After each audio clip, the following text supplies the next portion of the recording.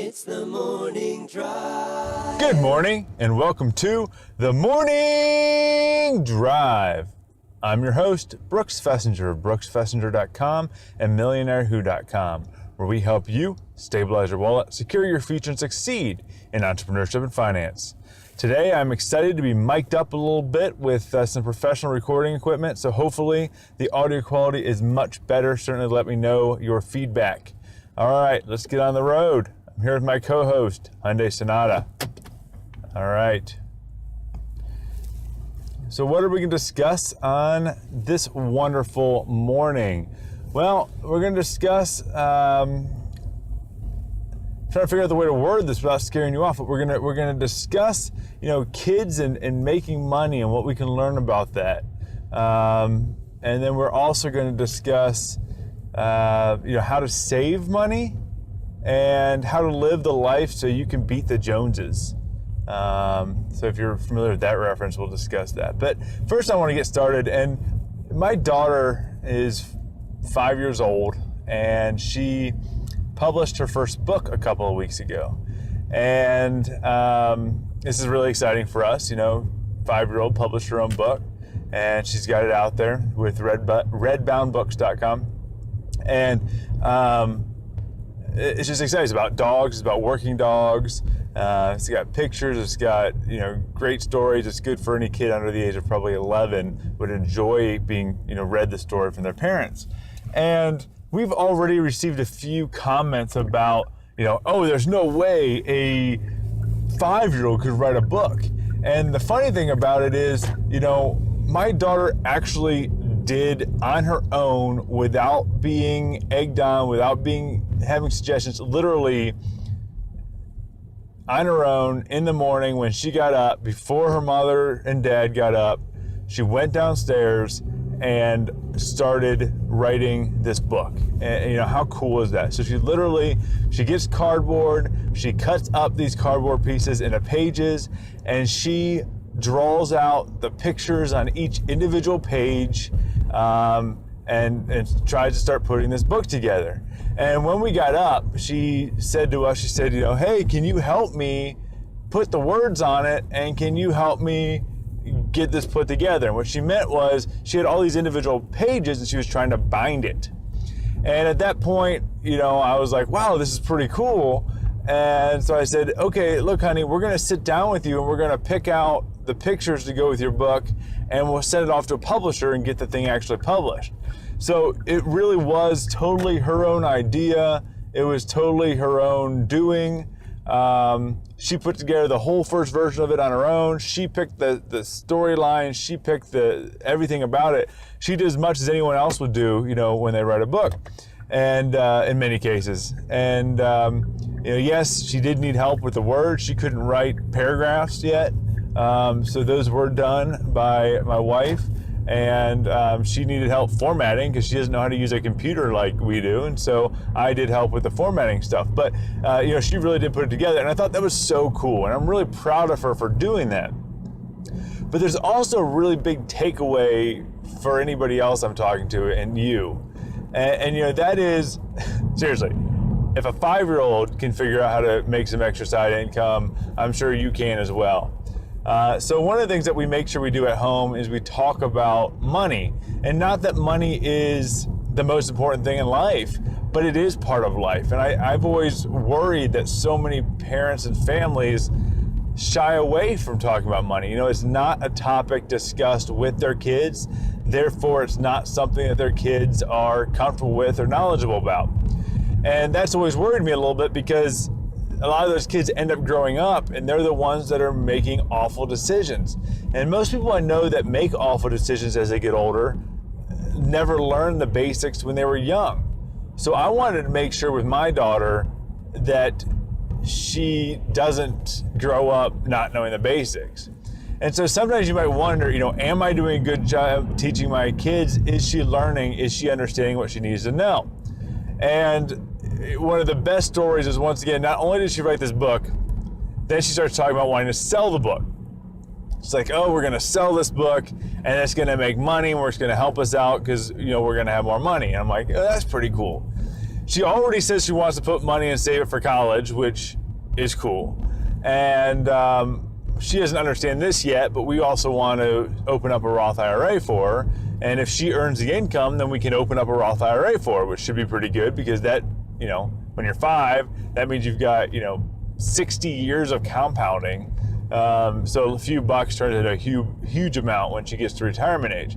So, all around, it's pretty exciting. But one of the really telltale signs, and if you've got kids yourself, you're going to know, there's just a few comments occasionally and a few situations that just stand out to you and make you think, gosh, you're really, thinking about it, or you're really getting it. Is I had mentioned one of the individuals that I work with who also helps publish books and publishes books. And I told her I was going to give him a copy of her book. And she turns to me and says, Dad, make sure he pays for it. And it just kind of cracked me up because, she's at the age of 5, she's already getting it, right? You can't give things away.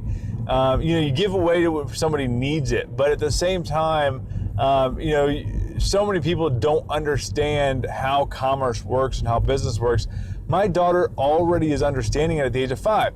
So what that tells me, though, is if she can understand this at the age of 5, then that means that every single one of you guys can figure this out. So I just thought that's just such a cool little thing, and a little takeaway. And I'm pretty proud of her. But she's really grasping the whole idea of publishing and writing a book. She's not just it wasn't just her initial idea. She's come along for the ride. And that's pretty awesome. And so once again, if a 5-year-old can do it, you can publish your own book, or you can start whatever else you're trying to start. It's kind of funny because some people then have said, that's so amazing that somebody at such a young age was able to do that. And I'm proud of her, but it shouldn't be viewed as something that's amazing. I think this is the kind of realistic things that we all can be doing, and we all should be doing. There's no reason why you can't and we can't all be doing this sort of thing on a day-to-day basis. There's no reason why we can't all be producing more and working on side projects and getting our kids involved with fun side projects. I'm not talking about working your kid. I mean, my daughter loves every minute of this. It's learning, it's playing, it's doing what she loves to do. And yet the takeaway for her is huge. She's understanding business and how money and how finance and how this whole process works at the age of 5. And if she's understanding it at that young age, she's only going to understand it better, right? She's only going to become better. And before I had a child, I wasn't sure when you could start talking about this kind of stuff with kids. And so I didn't explicitly sit there and say, okay, I'm going to have this conversation with my daughter. But I'm very open about talking about finance and business and money and stuff like that. So it's a normal conversation at our dinner table. It's a normal conversation in our lives. And because it's a normal conversation, it's very healthy. It's very comfortable. We feel good about it. Everything's good. And it's a positive conversation, but it's a constant conversation. But she's picking up from that constant conversation and learning about this stuff and figuring out this stuff, which is awesome. I'm not quite ready to give advice on how to talk to your kids about money. I'm sure that will come at some point with some more research, but hopefully that tidbit is helpful. So the next thing I want to talk about with you guys is I want to talk about the Joneses, and I want to talk about saving money. And I know this is a hard topic to explicitly bring up, because I don't want to just sit here and say, here's 10 tips for saving a bunch of money. That's not what I want to talk about. I want to talk about some real examples of how you can live your life to have more and to have more of what you want. And I quote her too much, but Paula Pant always talks about you can afford anything, but you can't afford everything. And I just think that's such a great message for other people to take away. And the idea that you really can afford anything that's important to you, but you can't afford everything. And where that's more visible than anything else is with the idea of beating the Joneses. And I've dealt with this with individuals, even individuals in my own family. This concept that, such so-and-so does, so why can't we? And that's really the Joneses effect. And, I early on saving for retirement, when I was young, my wife, for example, could ask the question, how come our friends can have no problem affording that car, or how come, this happens? And, I meet plenty of people on a day-to-day basis that talk about, well, everybody else does this, and the problem is everybody else is also known as the Joneses, but the kicker is the Joneses aren't somebody, right? There's not somebody out there that has all the things you want. It's somebody has something you want. And the reason why it's important is because there is no Joneses, right? Let's get that out there. There is no Joneses. There's somebody who might have a nicer car than you. There's somebody who might have a better job than you. There's somebody who, might have more stuff than you. There's somebody who might have a better house than you. There's somebody who has something you want. There's somebody who has more vacation than you want. But then anytime you hear yourself saying that, point out the other side. There's somebody with a worse job than you. There's somebody with lower pay than you. There's somebody with a worse house than you. There's somebody with a worse car than you, right? And that's true. For anything you bring up, there's somebody with a worse and there's somebody with a better. And you will never have the best of anyone. You can be the richest man in the world and you will still not have the best of everything. Never. You will never do it. So if you will never, ever, ever, ever, ever beat the Joneses, then why do you keep trying? Come on, give up. Stop trying to beat the Joneses, right? It's stupid. And I don't like to be stupid, and I don't like you to be stupid, so stop trying to beat the Joneses, right? So I'm sure you can sit there and be like, well, John Smith has a really nice new truck, and Jane Smith has a really nice house, and Emily has a really big retirement savings, and Michael only works 5 days a week, and he's got,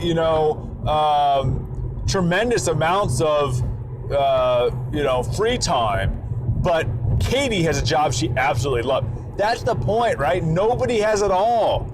So stop looking at everybody and saying that you want it and therefore you need it. The reason why there's a problem is that people don't look at these things as goals. They don't sit there and say, okay, so my goal is to figure out how to get an extra week of vacation. My goal is to save another 2% retirement. That's not the way they look at this. They look at this as well, everyone else has it, so I should too. And because they say everyone else should have it, I should too, they then go buy it despite the fact they can't afford it, therefore ruining their lives and, literally ruining their lives. So this really comes down to, why do people ruin their lives? Just because somebody else ruined their lives, or because they pretend in their magical head of La La Land that everybody has stuff that they don't. And I just find it so silly, it's so ludicrous. And I don't fully understand why people do it. It literally does not make sense to me. I don't understand why people are doing it, and yet for some reason they do. So what do you have to do? Once again, first recognize that there is no Joneses and therefore you'll never beat them. All right? So literally stop trying to compete with other people. The best thing you can do is compete with yourself. And when I talk about finance stuff with my family and myself, I never compare myself to anybody else. There's no use in comparing yourself to somebody else, right? Because nobody else is in your situation. Nobody else has your priorities. Nobody else has the same things as you, right? So I love talking about, once again, there's some podcasts and stuff like that talk about how they like to spend their money on travel. I don't care about travel. Travel to me is a waste of money. I could care less. If you like to travel, great. I don't want to travel, right? The best vacation for me is driving down 5 hours to the Smoky Mountains, right? That's awesome. I like the Smoky Mountains. I'll go down there. A great vacation for me is going to a summer house where I have my own space in the middle of nowhere, right? That's vacation for me. I do enjoy an occasional trip. I went to Aruba a couple of years ago. It was a blast. I've been to Europe. I've been to different countries. I've been to Australia. I've been to a lot of places, and they're fine. But I think it's a waste of money, in retrospect, looking back, I'm sitting there saying, you're telling me I could spend $2,000 on a trip there, or I could spend $2,000 on a Lamborghini Countach? I'll take a Lamborghini Countach. For me, it's a pretty easy situation because I know what's important to me. So, don't compare yourself to other people. Figure out what's important to you and then set goals to help you accomplish those things that you're looking for, right? So instead of, once again, trying to accomplish other people's goals, figure out your own goals, then figure out how to accomplish them, and benchmark against yourself. Keep trying to improve against what you're doing, right? If you're saving 5% in retirement, figure out how to save 6. If you're saving 10%, figure out how to save 11%. If if you wish you had more time, don't pay attention to the fact that somebody else has 8 weeks of vacation and you have 2. Figure out how you can get 3 weeks of vacation, right? Or figure out how you can work remotely or something like that. Don't benchmark yourself to other people. It's only going to set you up to be miserable, because once again, you will never, ever, ever be happy, because you will never succeed. You will fail. The only time I'm ever going to tell you you're going to fail is if you're trying to be the best at everything and have everything in the world, because it's impossible. You can't have everything. You're going to fail. And why would you want to set your life up for misery and failure, right?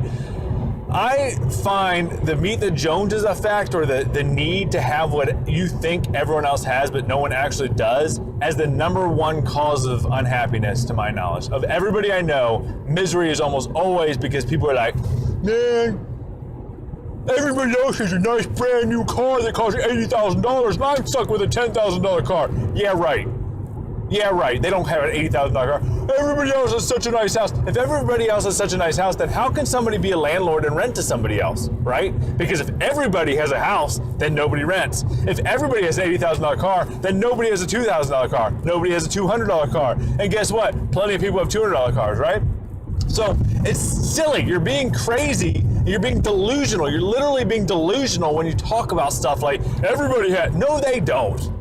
Zip it. No, they don't. Not everybody has it. Not everybody has a car. Not everybody has a house. Lots of people are homeless, right? If you have a job, you're better off than a lot of people. If you have a house, you're better off than a lot of people. If you have a car, you're better off than a lot of people. So stop telling me that you are, oh, why does Johnny get that? Johnny gets that because he bought it. Maybe Johnny can't even afford it. A lot of people buy stuff they can't afford. Some people are literally killing themselves, and you're jealous of them. I'm so jealous of that person killing themselves. Oh, really? Come on. Come on. Be real. Why would you be jealous of somebody killing themselves? That doesn't even make sense. So if somebody's literally saving or spending their retirement savings on a stupid new car, that's not something to aspire to. That's not something to copy, right?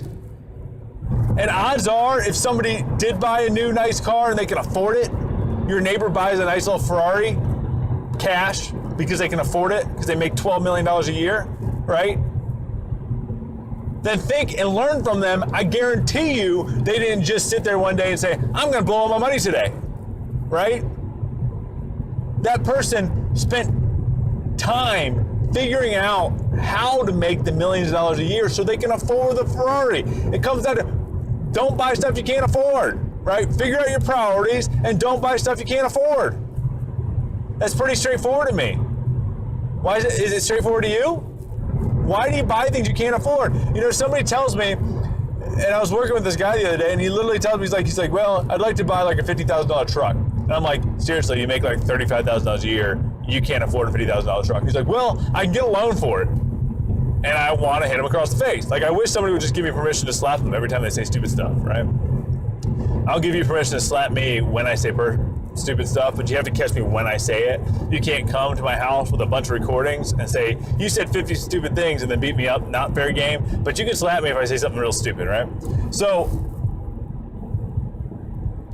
he makes like $35,000 a year, and he's talking about buying a $50,000 truck, and I don't like, what? No, you can't afford a $50,000 truck. You can't afford it. Don't try to buy it. Well, some other people do, or the bank will allow me to. I don't care who allows you to. Think for yourself. Stop trying to compare yourself to anybody else. Nobody else matters. Think about your income. Do you have $50,000 cash? Nope. Then you can't afford it. Right? You can't afford it. If you don't have the cash, you can't afford it.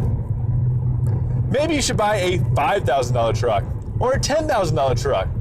Yes. But I would like a nicer truck. I would like a nicer car too. I would like 100 Ferraris, Lamborghinis, McLarens, and a giant mansion with people to take care of it all for me. I would like that. Do you know why I don't have it? Because I can't afford it, right? Can't afford it. And you know what? Secret. You probably can't either. There's someone out there who has, and that person, go for it, right? If you've got the money, you go spend that money, right? I've got no qualms that you spending the money that you can afford to spend. If you have $50,000, that doesn't mean you can afford to spend all of it, right? You got to worry about other stuff. You got to worry about building your future up. You're going to be better off spending that $50,000 on a real estate property or on a business investment or stocks, right?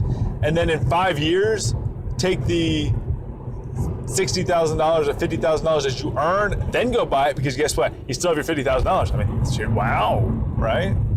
So most people that I know try so hard to beat the Joneses that they can never even meet their own goals. Where if they give up on chasing the Joneses, then they can't actually meet their own goals, right? I mean, they can seriously, if they just cut back and spend what they can afford to spend, then they're gonna find life is really cool like that, right? If you spend what you can afford to expend, and that means that you have a certain savings rate, and you're saving every month because you're living within your means, your money grows, your wealth grows. That means you always have more money in the future than you had in the past. Like, cool, right? That means next year you can afford more than you can afford this year. Wow.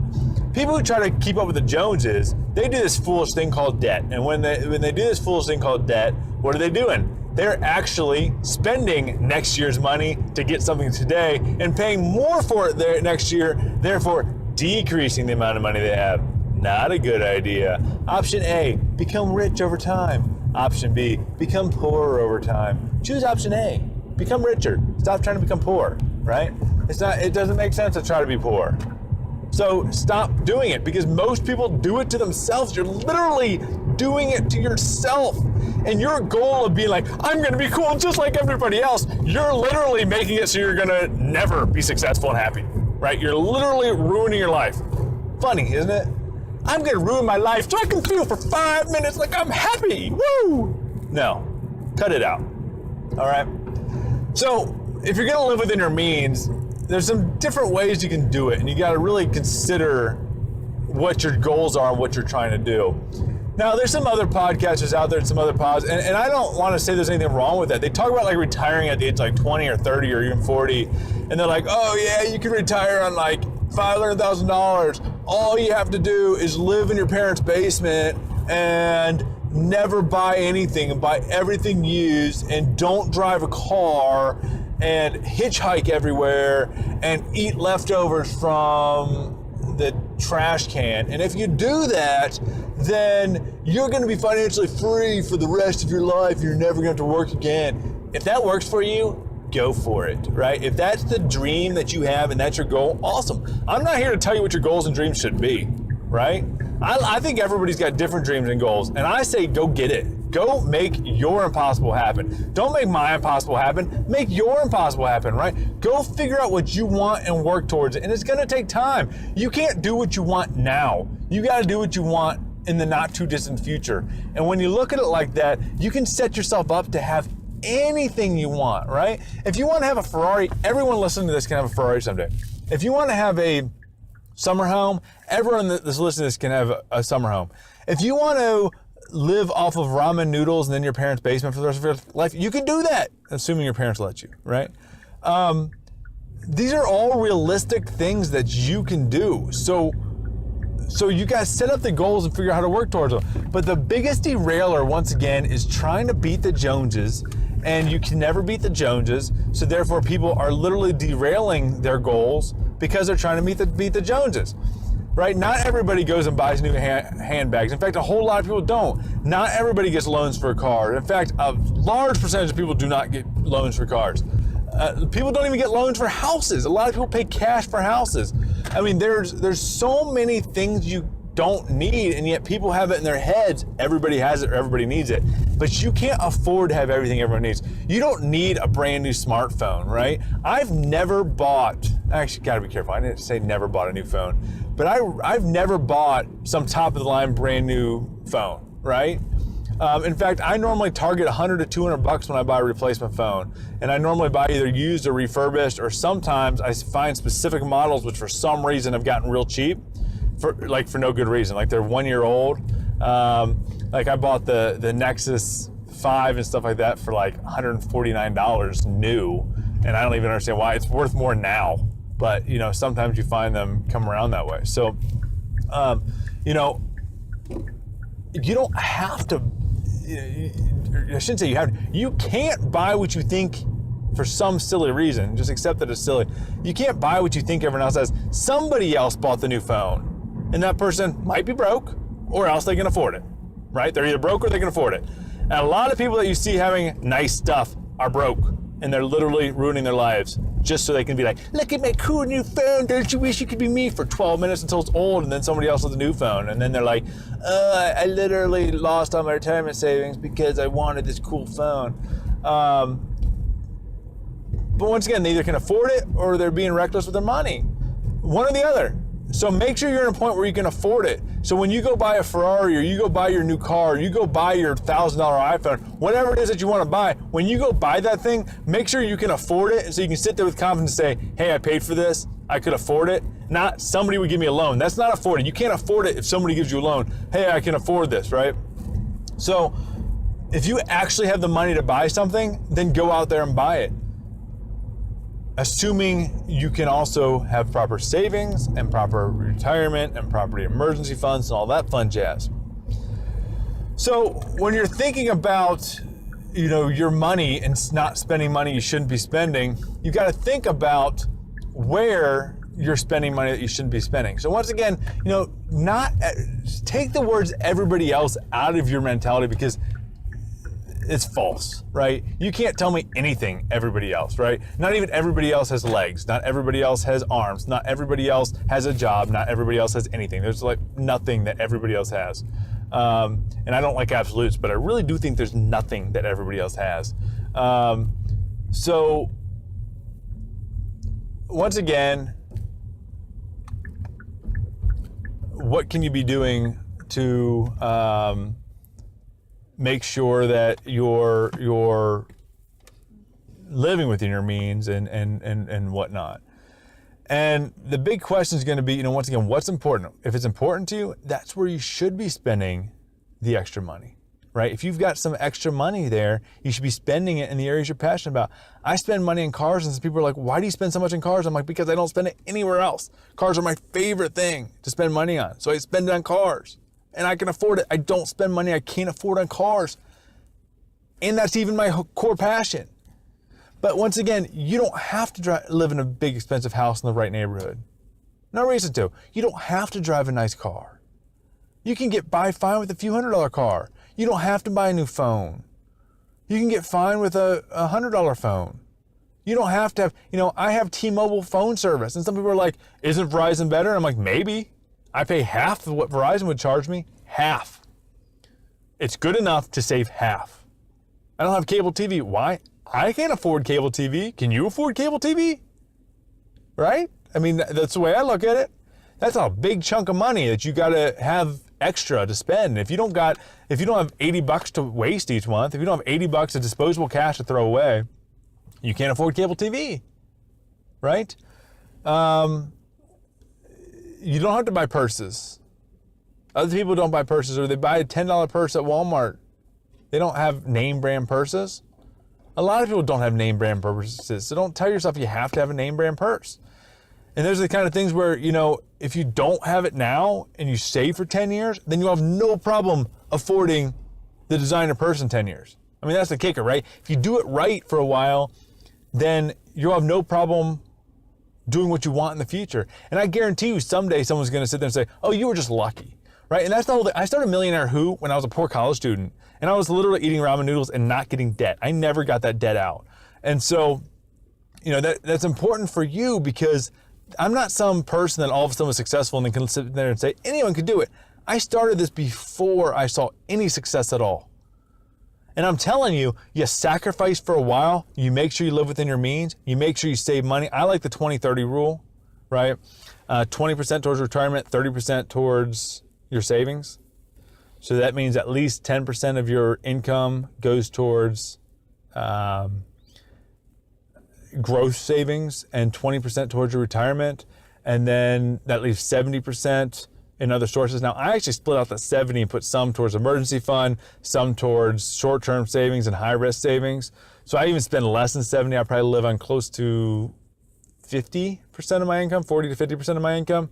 But I think you can get up to 70. But if you're spending more than 70% of your income, you are not doing things right. So, work on that. And so it's all going to be about cutting back on stuff you don't need. You might not need to spend as much money. Don't go out to eat. We rarely go out to eat, right? So many people think you have to go spend money going out to eat. Why?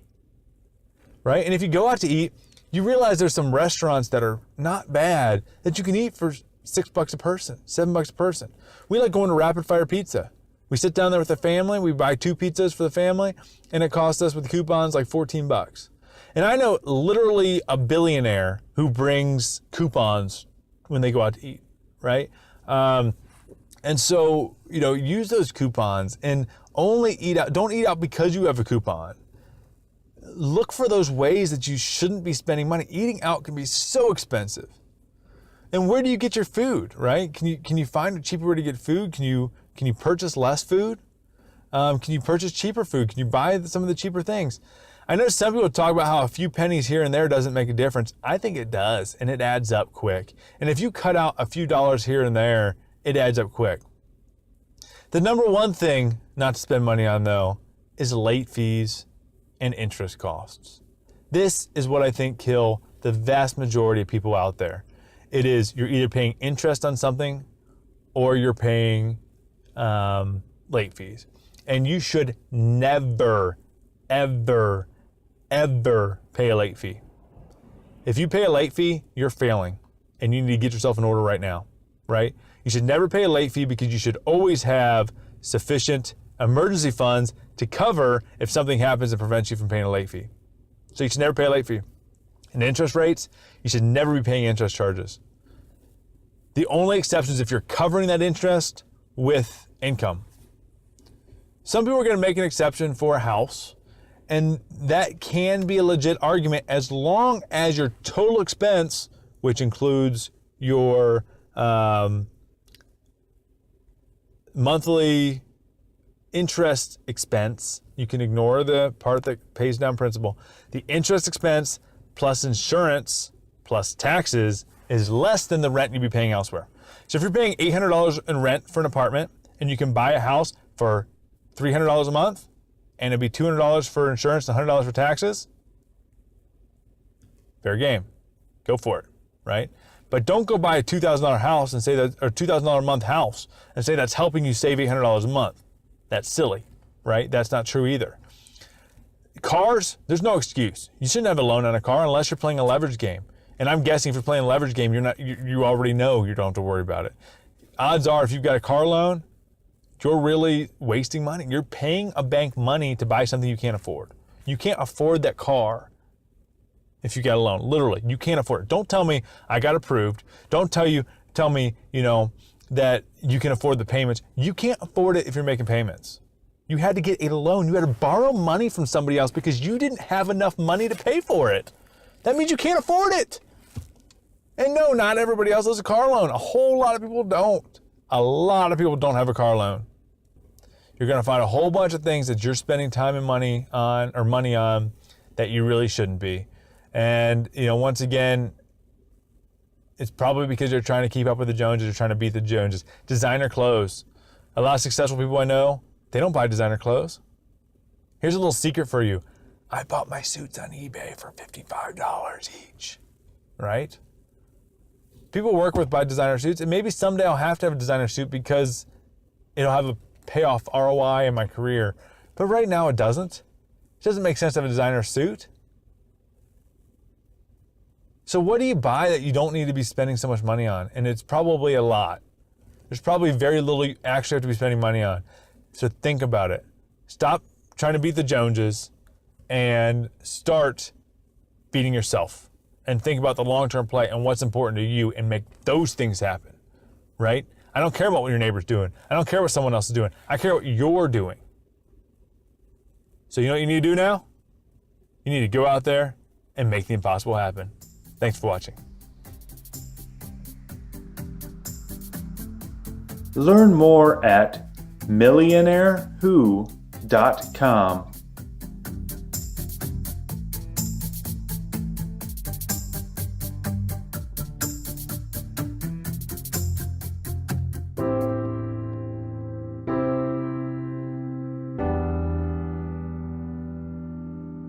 It's the morning drive.